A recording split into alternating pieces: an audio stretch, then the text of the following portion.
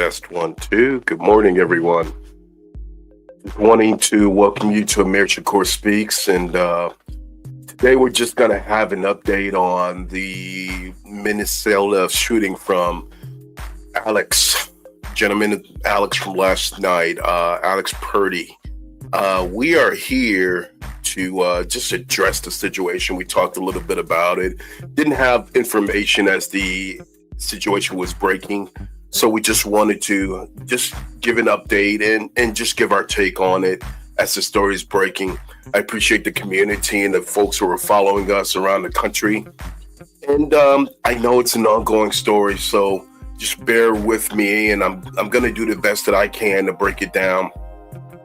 So for those who know me and those who don't, my name is Amir Shakur.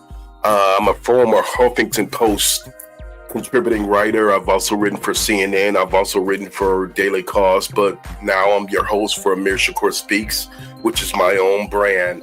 And today we're opening up this discussion about the situation out in Minneapolis as per our topic. We want to discuss it from a community standpoint. Gentleman, Alex, I believe it's Pretti.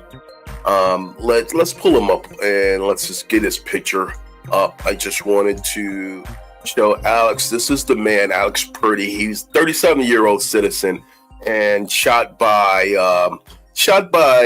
federal authorities acting as immigration officials down in Minneapolis, Minnesota. The pictures that we're seeing across the board all over the country, this gentleman was an outdoorsman, and he definitely is someone who served the community. He was a nurse. And I mean, he just did things civic minded in every event. And that's what brought him to the protest lines out of Minnesota. His family is actually making a statement speaking out against the Trump administration as well they should. This gentleman worked for the Department of Veterans Affairs, and he had participated in a lot of protests following the January 7th killing of Renee Good by customs and ICE officers. He was just somebody who cared about the community, and he showed that he was very upset with what was happening in Minneapolis. And the ICE officials, and throughout the United States, I should add, is what, his family was saying. The situation with ICE, millions of other people are upset, as we very well know, and you're seeing the condemnation of folks all around the country. We are very, very understanding, in the understanding that Michael's death was unnecessary. A lot of us, many of us, a growing segment of the community believes that it is a current escalation of Trump's escalation of war against the United States citizens. The president of the United States causing or making war against the citizens of the United States is what it feels like. The allegations are there, the symptoms are there, and it's definitely question marks that have to be answered by this administration. This administration has to be held accountable for not only this gentleman's death, but the death of Renee Good weeks earlier.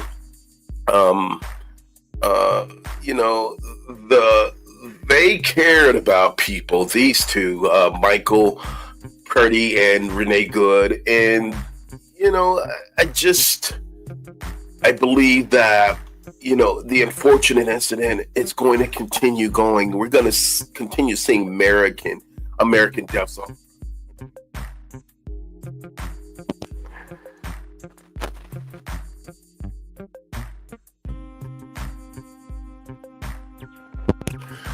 Seems like my audio. Hopefully, you guys can hear me. It seems like my audio is being scrambled. I had the same problem yesterday. So if it does continue to go down, I'll reboot it and then we'll address it later on. But this segment shouldn't be long. I will go to the video. And as I was saying, where we stand with things is the deadly shooting yesterday of Alex Jeffrey Petty, or Michael Petty, was Pretti. I believe it's Pretti, and he was murdered, assassinated in Minneapolis, Minnesota, by federal authorities, and it's tragic to say the less. There are conflicting accounts. The DHS, acting DHS secretary said that the federal agents were acting in self-defense. But let's go to the video. They're claiming that Pretti was violently resisted their attempts to disarm him, and the videos just show opposite of that. And they show the federal authorities that he was trying to help another protester, and the federal authorities, multiple, maybe several, had to be like 5 to 6, were handling him to stop him from assisting this particular person. So he pushed her out of the way because he didn't like the way that they were trying to apprehend her. So he interfered in the apprehension. Tensions rose. And as the protesters were already marching in Minneapolis at that point, the backdrop, you saw tear gas and flash bombs and angry crowds confronting agents that whole day. So, we are painting a picture of the high level of elevation caused by the Trump administration and these ICE authorities on the ground. So I want to go to a video that shows what it is and just a follow up, but I didn't have the gentleman's name. We now know him as 37-year-old Michael Pretti, and I'm going to show this video and we'll take it from there, and we'll discuss it a little bit further. We'll break it down. So let's see if we can just go to the video of the incident and then we'll come back.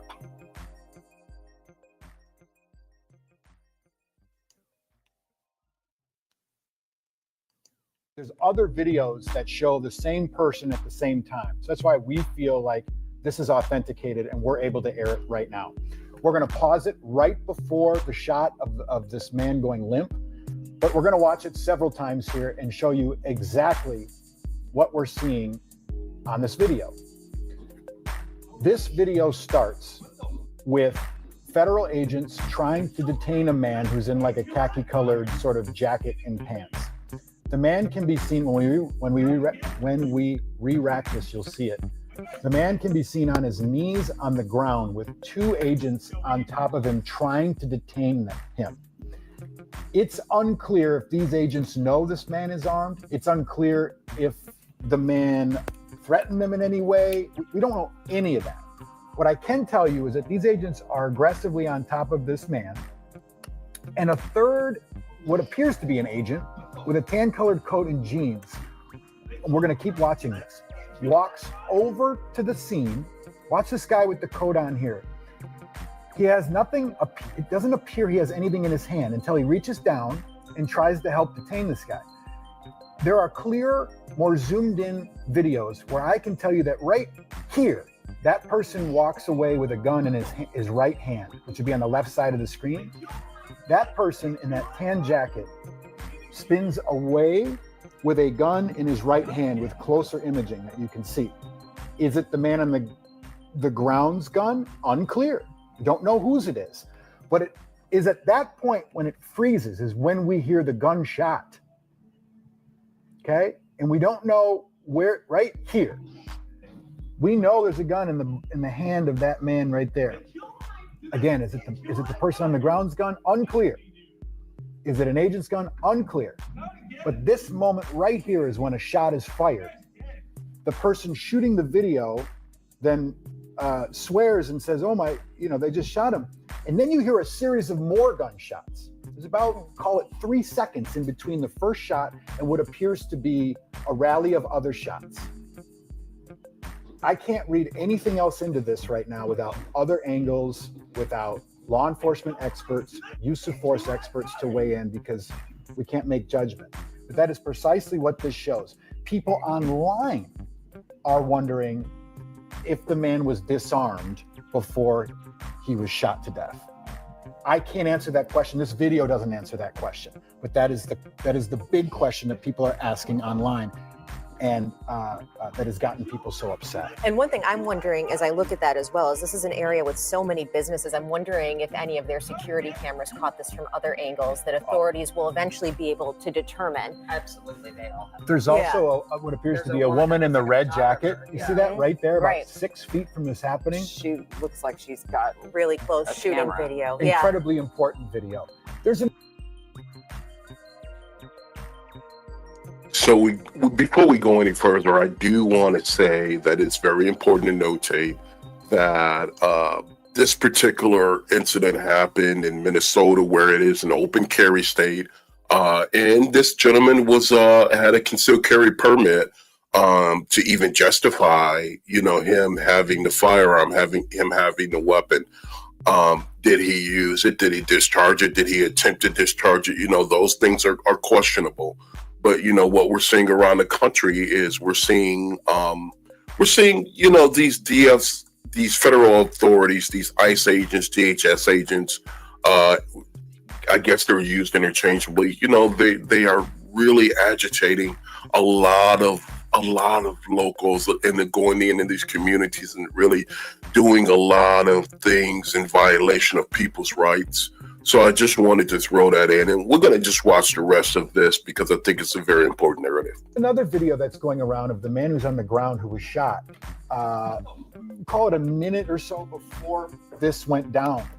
And that video shows somebody driving past the area, and the guy who's on the ground is actually just like a precursor to this, standing up, talking, dialoguing with an agent. And it doesn't look that tense, and there's no pushing. Have we confirmed that yet? Can we show that yet? No, we have not gotten that confirmed yet, but it's going around. It appears to be the same person. So what's difficult, obviously, with social media, our job is to verify facts, and it's super hard when things suddenly go viral and we don't know who shot it. and we can't authenticate exactly everything that you see on social media, which is why we have to be careful. Well, let's remind people what DHS is saying, what they've released about the situation. DHS says at 9:05 a.m. Central Time, DHS law enforcement officers were conducting a targeted operation in Minneapolis against an illegal alien wanted for violent assault. An individual approached U.S. Border Patrol officers with a 9mm semi-automatic handgun. They show the picture of it. The officers attempted to disarm the suspect, but the armed suspect violently resisted. More details on the armed struggle are forthcoming. Fearing for his life and the lives and safety of fellow officers, an agent fired defensive shots. Medics on the scene immediately delivered medical aid to the subject, but was pronounced dead at the scene. The suspect also had 2 magazines and no ID. This looks like a situation where an individual wanted to do maximum damage and massacre law enforcement. About 200 rioters arrived at the scene and began to obstruct and assault law enforcement on the scene. Crowd control measures were deployed for the safety of the public and law enforcement. The situation is evolving. More information forthcoming. We want to point out that Chief Brian O'Hara says that this man is a citizen of the city, 37-year-old white male who is a lawful gun owner and did have a permit. So let's stop right there, and I'm just going to hold on that point. We'll bring it back.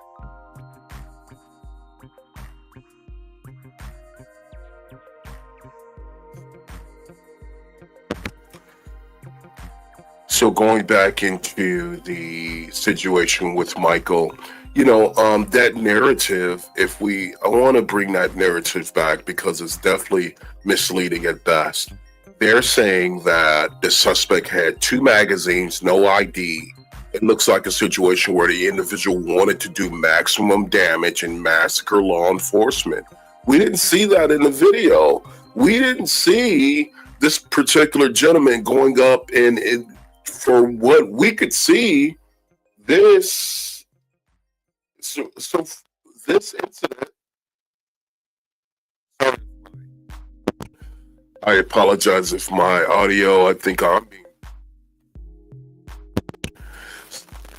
apologize for my audio. I apologize for my audio, guys. I think I'm being scrambled as we speak, so just bear with me. And if it's going to continue, we'll just look at other options. But from what I can see, this gentleman was basically trying to help other citizens who were being approached by ICE. And, it's something that, this narrative is so twisted, so jaded. I'm going to stop this and I'm going to just remove this, but I want to show what the current DHS secretary is saying in reference to the incident. I think it's very necessary that we provide that narrative because it just seems like this narrative is just so far-fetched. I mean, I think that, within a matter of days, we can definitely see what it is.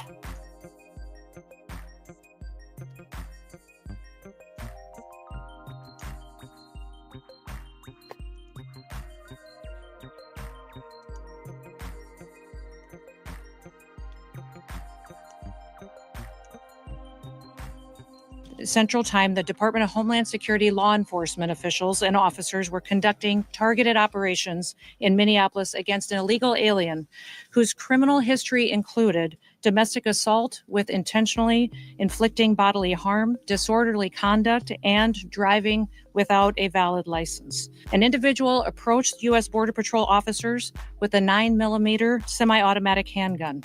The officers attempted to disarm this individual, but the armed suspect reacted violently. Fearing for his life and for the lives of his fellow officers around him, an agent fired defensive shots. Medics were on the scene immediately and attempted to deliver medical aid to the subject, but he was pronounced dead at the scene. The suspect also had 2 magazines with ammunition in them that held dozens of rounds. He also had no ID. This looks like a situation where an individual arrived at this scene to inflict maximum damage on individuals and to kill law enforcement. Can you offer clarity on This where individual those were found? showed up to impede a law enforcement operation and assaulted our officers. They responded according to their training and took action to defend the officer's life and those of the public around him. And I don't know of any peaceful protester that shows up with a gun and ammunition rather than a sign. This is a violent riot when you have someone showing up with weapons and are using them to assault law enforcement officers. To leave the scene. We're continuing to follow the exact same protocols that we always have. And so this investigation is ongoing. We're continuing to gather the facts as they unfold throughout that. And we'll do it just like we did under the entire Trump administration and previous administrations. Nothing has changed, and we'll continue to release details as we have them. But I want you to not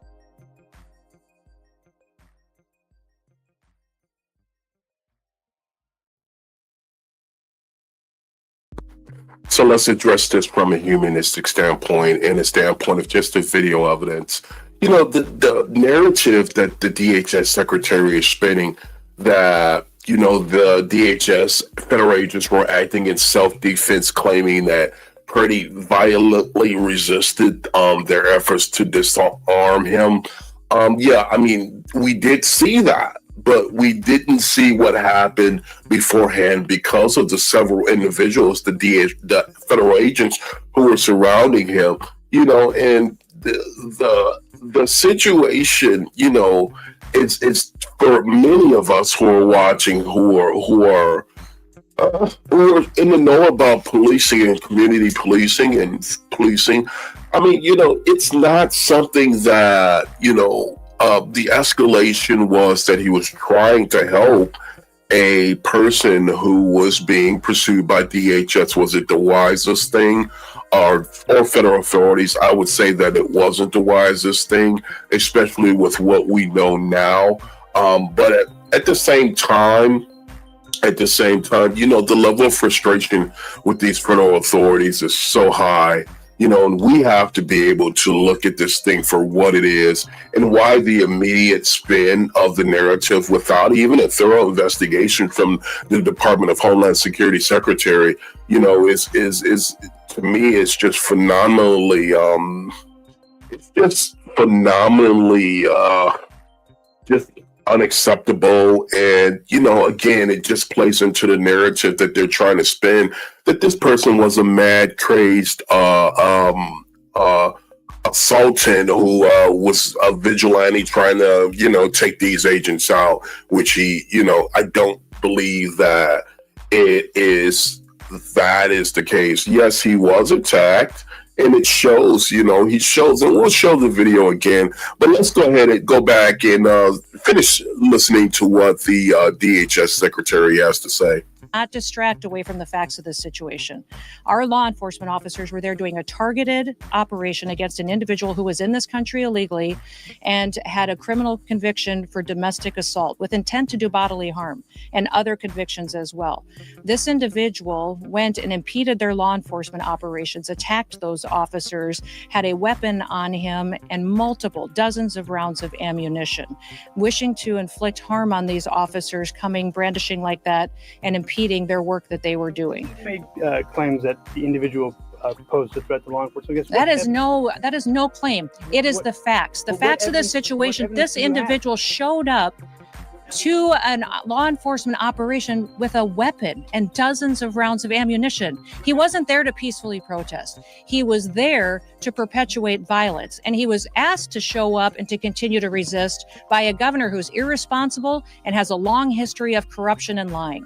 When you perpetuate I definitely disagree with that statement. So now she's claiming that this gentleman was asked by the governor to go there and disrupt the agents. And for me, that's drawing the line one step too far. You know, there's no proof that this person is an agent, that this person actually acted on behalf of the governor or anyone else. And, you know, from what we know, what his family's saying, that he was basically just a concerned citizen.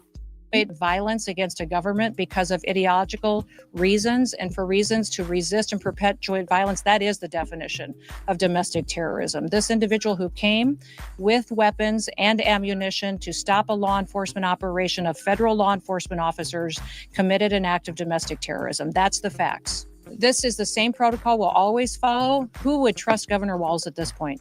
The man has stood up and encouraged resistance. He has refused to partner with us. He's sacrificed his citizens' safety and their well-being by choosing the side of people who break the law and who steal money and who perpetuate violence. He has chosen all of that and backed an administration previously that allowed an invasion of our country. We need to partner with people who truly understand that the law is the law, and in the United States, we will keep people safe.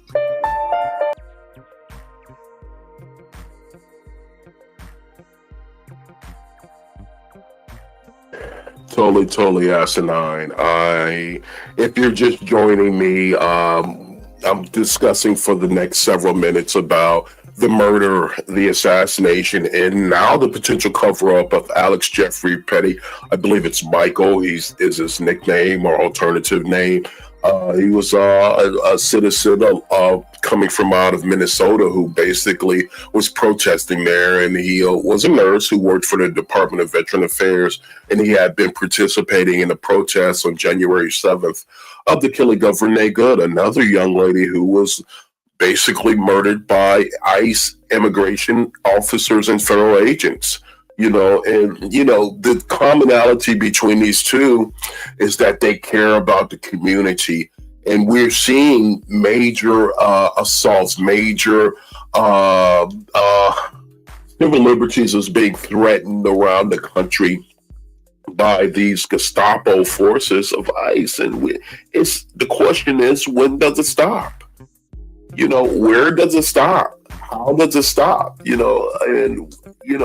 Mr. Trump has to remove these folks from the community post-haste. And I thank you for your comment in the chat room. Let me just push your comment through. I appreciate it. I think it's a valid point. It's human nature to come to the aid of a victim. Men are groomed to come to the aid of a victim. It should not have to cost him his life. Agreed. So agreed. The other thing is he was attacked because he recorded that aggressive behavior towards that woman. I don't know if that is so much clear, but I do believe that, him getting involved in that really put him in the line of fire and ultimately, tragically, it ended his life. And it is terrible. It is terrible. And we see these things playing out around the country, people being grabbed off the streets, kidnapping of children. He cared about the people and he knew it was wrong. So did the people who participated in the protests. So where do we stand now? Let's just bring him up. Let's just bring a picture of him up and just add it on. I think that where we stand is the Department of Homeland Security said that he was fatally shot by, the Border Patrol agents. And, he's a 37-year-old ICU nurse, Michael or Alex Pretti.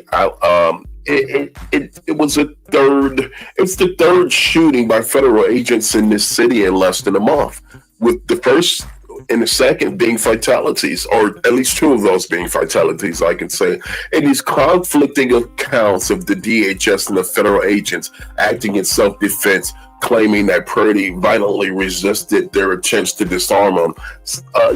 All of the video analysis appears to show that the federal agents had taken the gun away prior to the shooting. And from what I'm seeing is that there was no threat at that point. But even if, hypothetically, there was a threat on the ground, again, let's go back to the context of why they're there.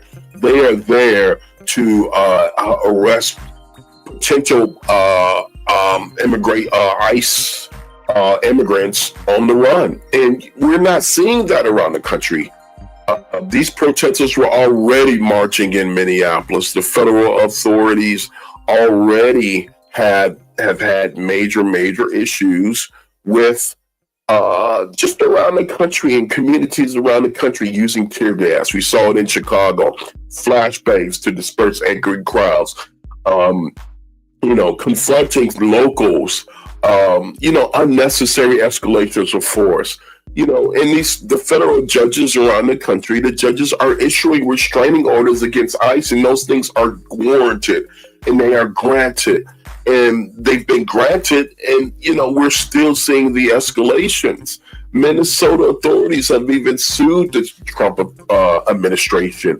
Illinois authorities, California authorities have sued the Trump administration, claiming that its officials are being attacked, and they are protecting themselves. But what we're seeing is just the opposite. We're seeing ICE being escalated against with acts of violence, acts of breaking constitutional rights around the country. And we cannot stop, and we can't hesitate to these videos are showing. There's actually video and logistical evidence showing improving our case. Good morning. We are, they are supporting Trump and ICE. A lot of the folks, good morning. They are supporting Trump and ICE. And, if you're just joining, go ahead. If you haven't put a like in on my page, Amir Shakur Speaks. What we're talking about is the murder, the assassination and the murder of Alex Pretti out of Minneapolis, a 37-year-old ICU nurse who was just murdered. I mean, we didn't have information when it broke yesterday, but now we know who he is. His family has spoken out, and I see some reports where it's Michael, but I don't think it's Michael. I think it's Alex Jeffrey. And, he's basically somebody who cared about the community. And like a lot of the protesters that we're seeing around the country, we're seeing these folks go to the front lines because it's all that they can do in order to support the community. And, they are paying for it with their lives, right? So let's look at things from a humanistic standpoint, in the community standpoint. ICE has to go. ICE has to leave this community. The Homeland Security narrative that was spun in the murder of Renee Good a week and a half to 2 weeks ago was saying that she hit a federal agent with her car and tried to ramrod them with her car, but the video showed something different. And then they paid CBS, and I want you guys to notate this. They paid media to spin a narrative that said this federal agent had internal bleeding, which we found out was a lie. And I don't know if people were realizing that. But what we're seeing is we're seeing the spin doctors how they work. We're seeing conflicting accounts. I'm going to show the video again. The DHS said these federal agents are acting in self-defense. Well, from my standpoint, I'm a criminal justice specialist as well as a journalist. And in 30 years, the narratives happen from these law enforcement officials right away. But unfortunately, what happens, and even in the case of some Chicagoans, Laquan McDonald, so on and so forth, we see the police officers acting outside of public interest and doing things above and beyond that they shouldn't be doing. So my thing is that, is this another case of, are you guys doing an adequate investigation like what you should? Are you just strictly trying to spin a narrative because the premise is wrong from the gate? So, the video analysis is there. We can't argue with it. The country can't argue with it. The federal officers are in the wrong. There's no dispute about that. So I don't even know why the Trump administration is trying to spin this narrative. So I'd definitely like to know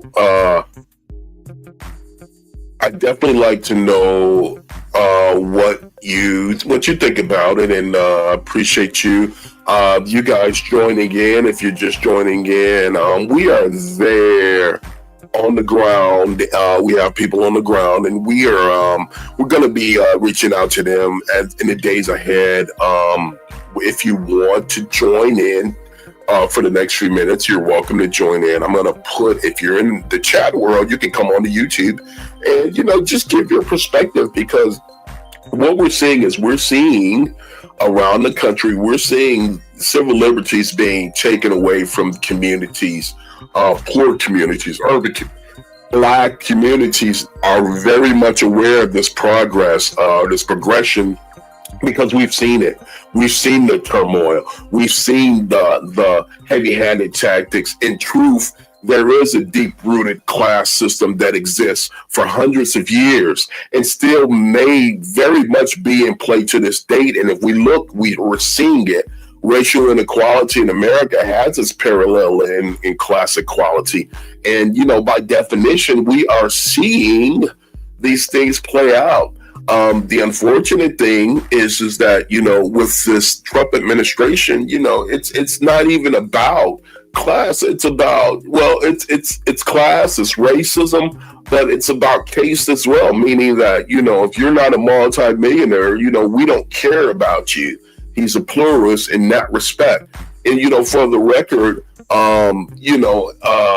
stratification based upon economic position exists, in which people are ranked based upon financial achievements. And this is classic Trump administration narrative, and the Black community does understand. We understand these things and these one-sided narratives that come from Law and Order when they create these atrocities in our community. We see it every day.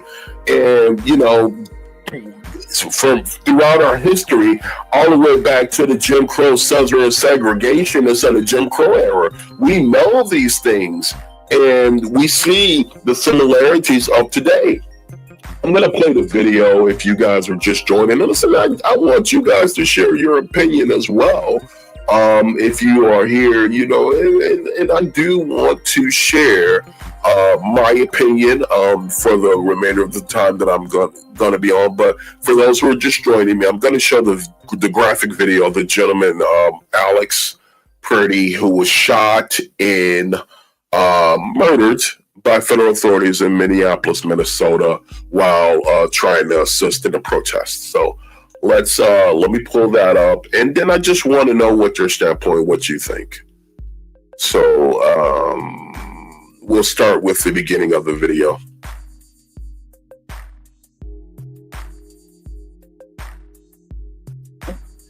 But we're going to watch it several times here and show you exactly what we're seeing on this video.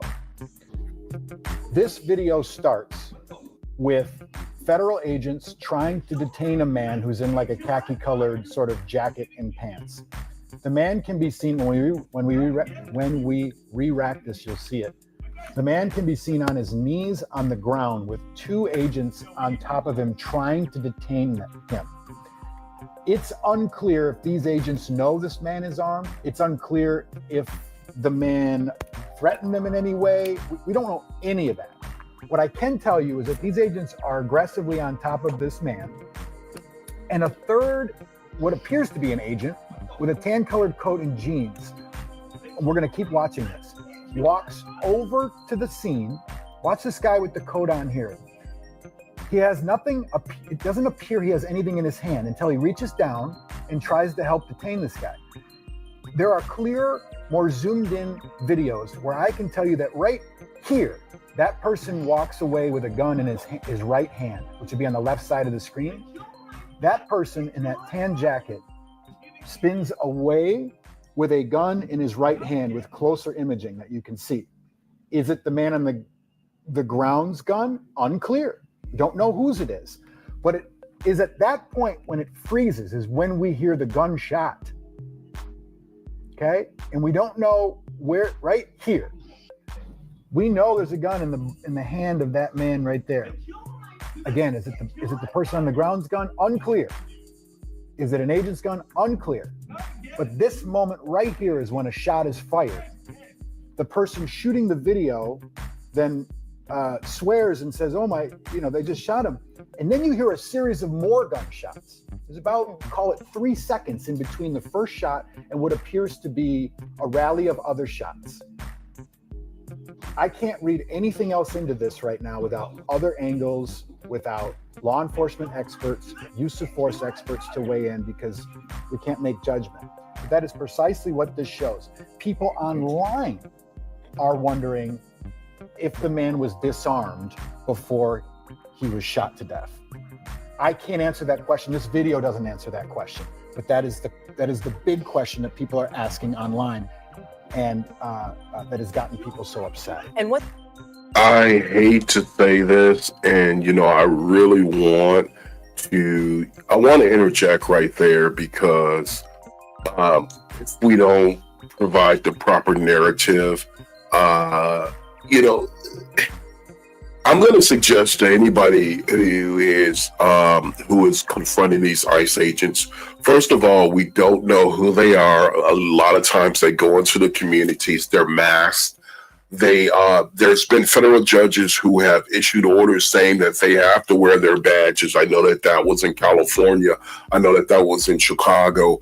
But I'm still seeing, and we're still seeing, these guys running around with masks on. We don't know who they are, no name. So, they can commit an atrocity, and, we don't know. So my thing to you is that if you are confronting these cowboys, I would suggest that you don't, only because, as we're seeing, we don't know if when you come out of that, if you're going to come out of it with your life. And that's just the climate that we're in.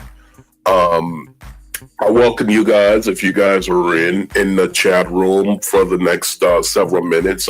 We won't be on long, but we just wanted to give an update. Yesterday, we did not know who the gentleman was. And there is a narrative from the family that says that they are fighting against the Trump narrative that's being put out. The mother and the father put out, and if I can issue that statement, I'll probably do a follow-up report. But I will say that, DHS, the Department of Homeland Security Secretary, and the agents on the ground are in error, claiming that he violently resisted. We did not see him violently resist. Nowhere. Well, he violently resisted when he was trying to protect another person. So, did he try to attack the agents? I don't think that I saw that in the narrative.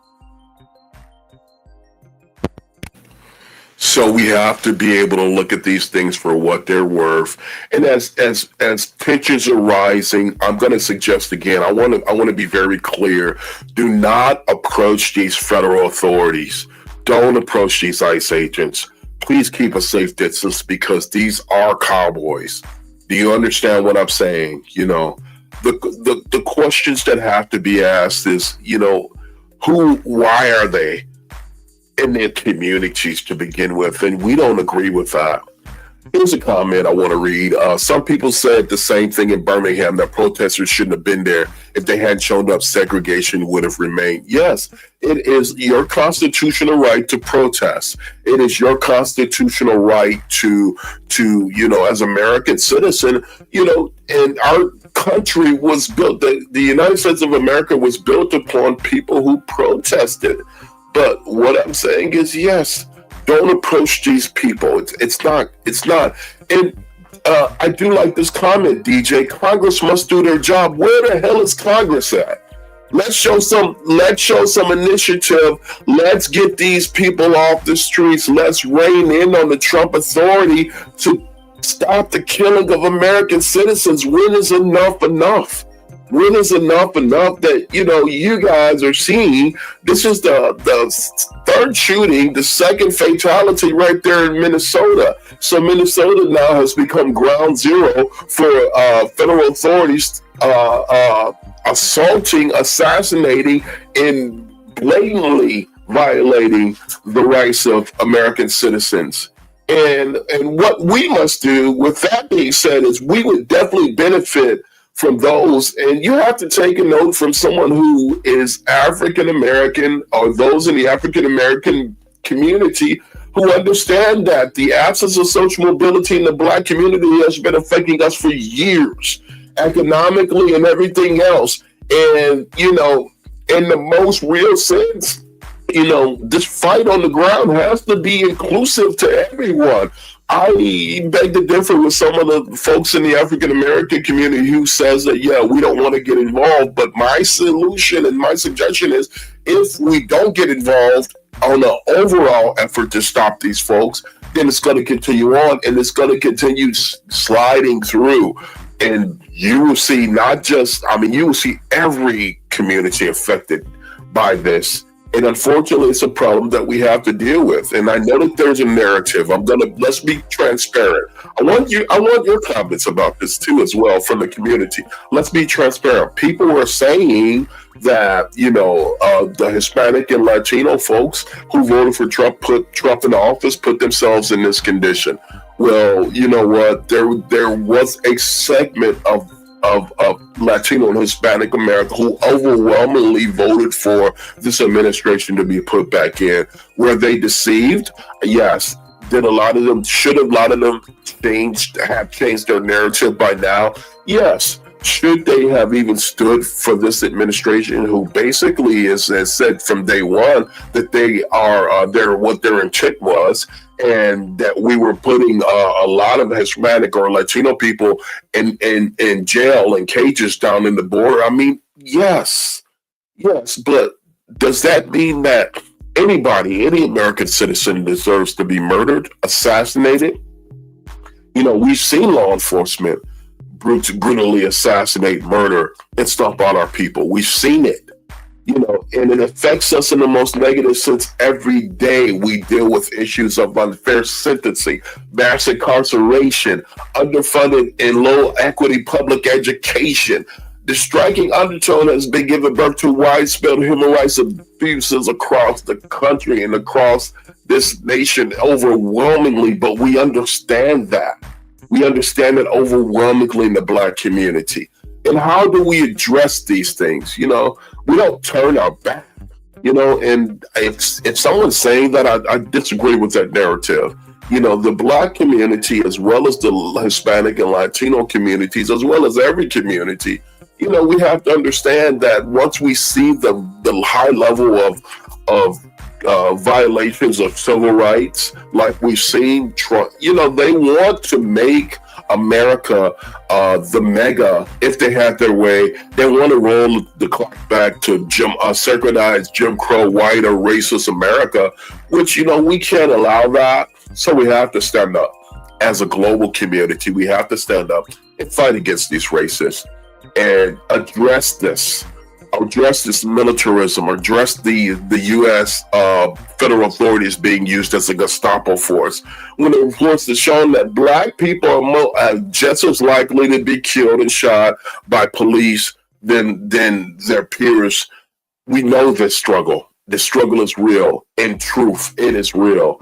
What do you guys think? I just want to know what you think. And yes, we can compare what's going on right now to the civil rights protests. I mean, I just think that, I don't know. We're not saying that the nurse shouldn't have stepped in to protect that woman. What we're saying is that anytime you approach these cowboys who we don't know who they are, we have to be careful about it, because it's almost like you playing a game of Russian roulette. And we definitely appreciate his effort, but he lost his life in doing so. Yes, many issues are surfacing, but those issues have been deep rooted. They have been deep rooted, and they've been there for years. And again, the narrative is saying that African American culture knows this struggle. The struggle is real.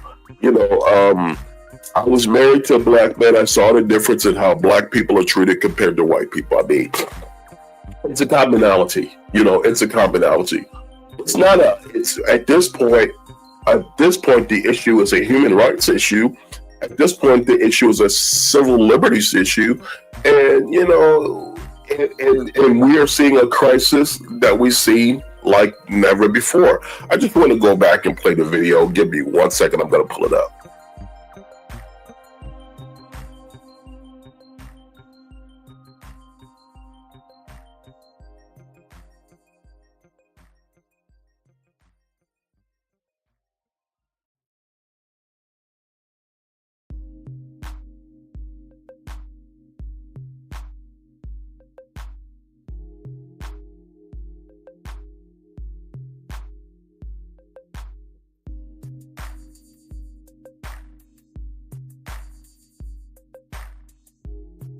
One thing I'm wondering as I look at that as well is this is an area with so many businesses. I'm wondering if any of their security cameras caught this from other angles that authorities will eventually be able to determine. Absolutely, they all have. There's also what appears to be a woman in the red jacket. You see that right there, about Right. 6 feet from this happening? She looks like she's got Really close A shooting camera. video. Yeah. Incredibly important video. There's another video that's going around of the man who's on the ground who was shot. Call it a minute or so before this went down. And that video shows somebody driving past the area, and the guy who's on the ground is actually just like a precursor to this, standing up, talking, verbal dialoguing with an agent. And it doesn't look that tense, and there's Have we no confirmed pushing. that yet? Can we show that yet? No, we have not gotten Okay. that confirmed yet, but it's going around. It appears to be the same person. So what's difficult, obviously, with social media, our job is to verify facts, and it's super hard when things suddenly go viral and we don't know who shot it, and we can't authenticate exactly everything that you see on social media, which is why we have to be careful. Well, let's remind people what DHS is saying, what they've released about the situation. DHS says at 9:05 a.m. Central Time, DHS law enforcement officers were conducting a targeted operation in Minneapolis against an illegal alien wanted for violent assault. An individual approached U.S. Border Patrol officers with a 9mm semi-automatic handgun. They show the picture of it. The officers attempted to disarm the suspect, but the armed suspect violently resisted. More details on the armed struggle are forthcoming. Fearing for his life and the lives and safety of fellow officers, an agent fired defensive shots. Medics on the scene immediately delivered medical aid to the subject, but was pronounced dead at the scene. The suspect also had 2 magazines and no ID. This looks like a situation where an individual wanted to do maximum damage and massacre law enforcement. About 200 rioters arrived at the scene and began to obstruct and assault law enforcement on the scene. Crowd control measures were deployed for the safety of the public and law enforcement. The situation is evolving. More information forthcoming. We want to point out that Chief Brian O'Hara says that this man is a citizen of the city, 37-year-old white male who is a lawful gun owner and did have a permit to carry. So that much we do know. And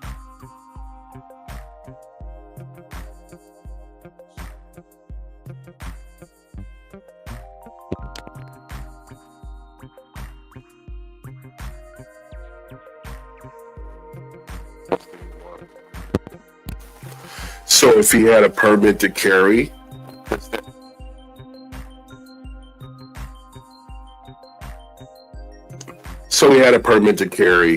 and my thing about it is that, you know, with this statement, even the statement itself is suspect.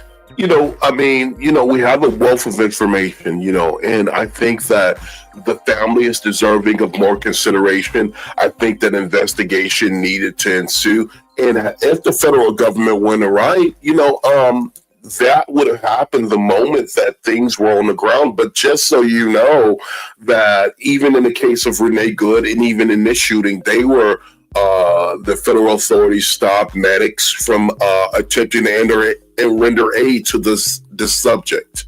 So my thing is that, you know, within the last few minutes that I have, you know, I just want to address where do we go from here, and so here's my thing. I want to bring Michael to the stage again, and I want to bring that picture because I think it's very important for a second.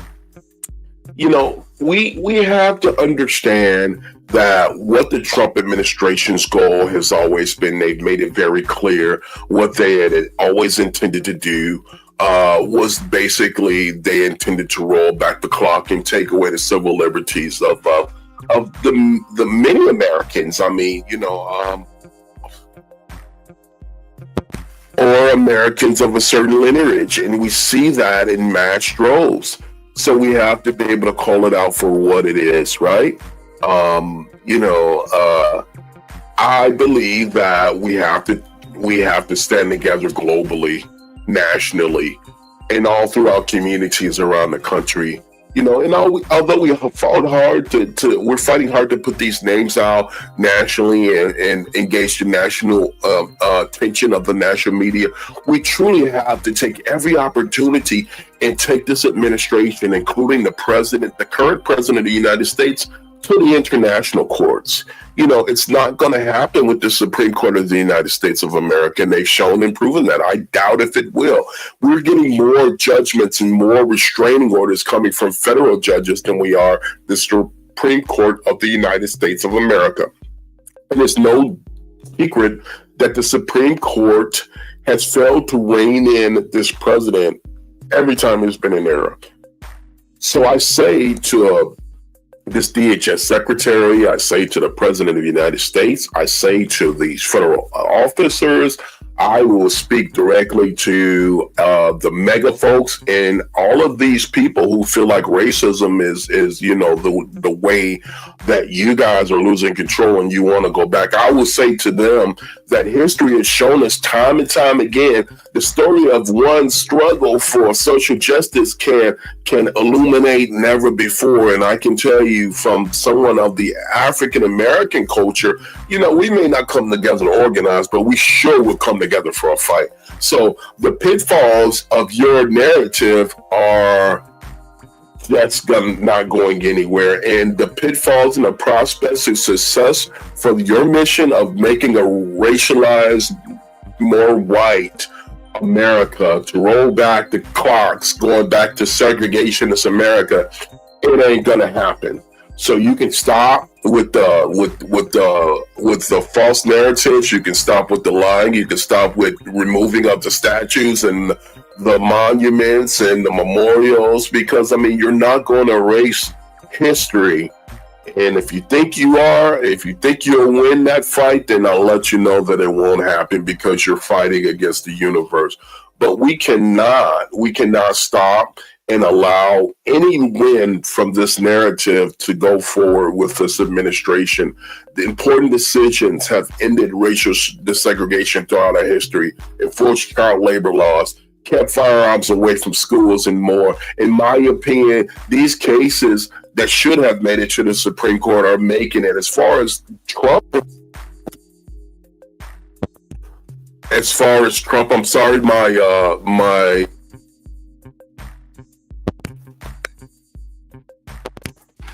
it seems like my audio is being scrambled as we speak, so I'm going to try to make this narrative as brief as possible. But I was saying, as far as Washington, D.C. and Mr. Trump, as far as Washington, D.C. and Mr. Trump are concerned, the state is at unease due to the fact that a higher percentage of Americans think that Donald Trump should be the president. But even a higher percentage of us think that he should be impeached now in comparison to those years in the past. During his first administration, we believe that, he got away with a lot of things. And now the second trip around, he's finishing up the job that he started before. So what I would suggest and what I would say to Mr. Trump and the people who are sympathetic to his cause is that you have to understand one or two things. There is a strong case for impeachment, not just in what happened down in Minnesota, but things that are going on internationally. Let's not forget about the Middle East and the fight in Israel versus Iran, and Israel versus, the Persian Gulf issue. Let's not forget about that. And we're seeing mass civil liberties being violated on an international scale. This president has.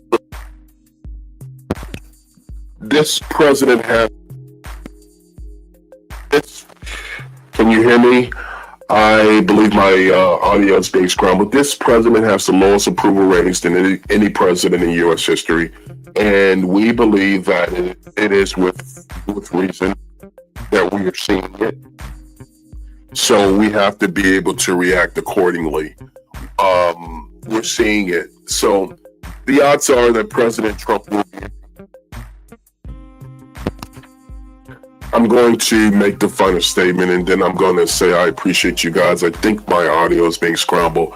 The odds are that President Trump will be impeached during his second term.